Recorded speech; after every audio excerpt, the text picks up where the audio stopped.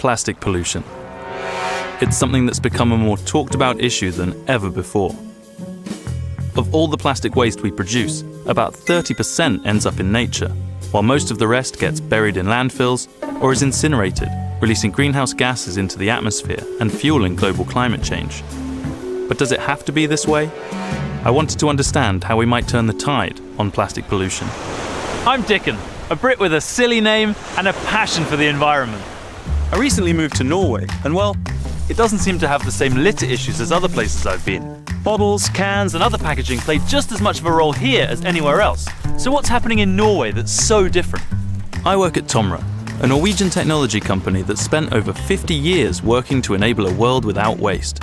So we're better to find some answers about what makes Norway tick when it comes to trash. Please. Great.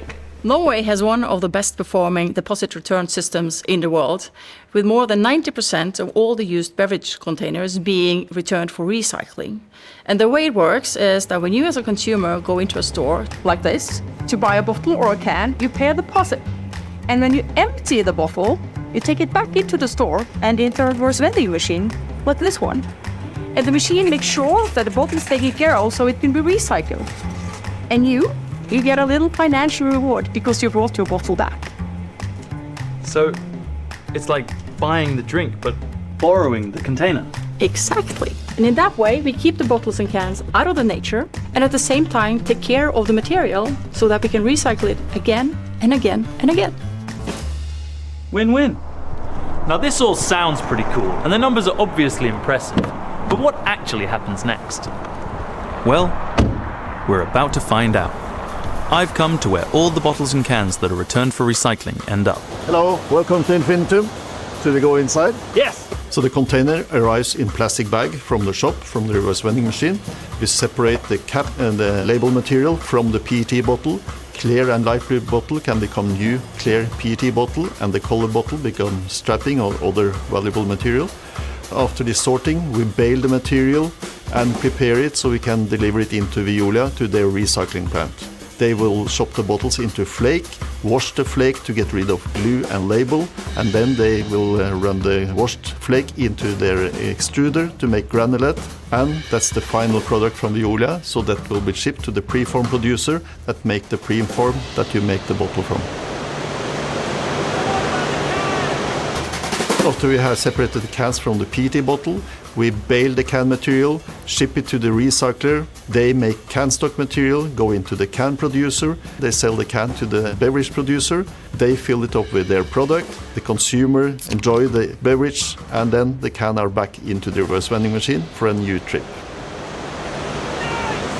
Very nice and super efficient. We call it clean loop recycling.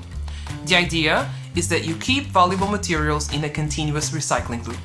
So in Norway, 9 out of 10 bottles and cans are returned for recycling. This provides enough material to create new bottles and new cans. There are some losses in the recycling process and some virgin material has to be added too, but it's possible to turn the material from 100 bottles into more than 200.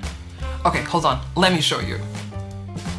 Imagine we start with 100 bottles, and take into account the Norwegian case with a 90% return rate, that means that you have about 90 bottles that are returned for recycling.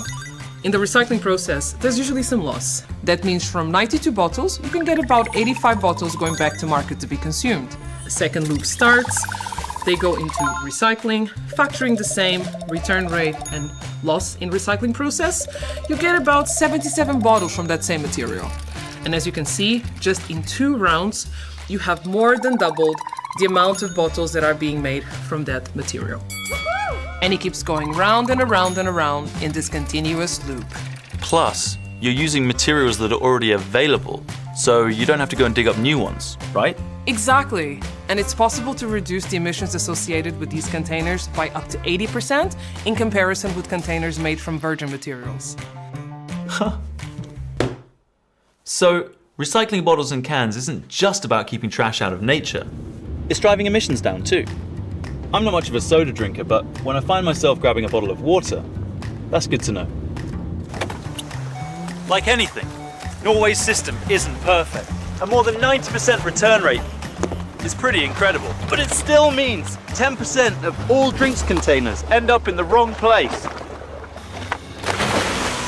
And whenever that means in streets, forests, rivers, or on beaches, more often than not, litter makes its way to the sea. But it seems to me that as long as we're putting these kinds of containers into circulation, we ought to be doing our best to keep their negative impact as low as possible.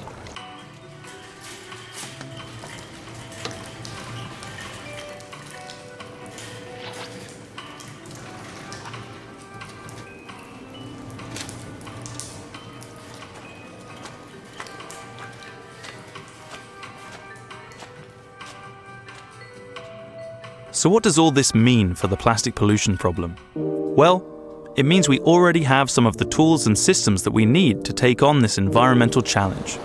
We've seen how much of a difference they can make, and how they can align policy, industry, and society to get everyone moving in the same direction, keeping trash out of nature and valuable materials in a clean loop. So what's stopping us? Go to TOMRA.com to find out more about clean loop recycling and how you can help in the fight against plastic waste.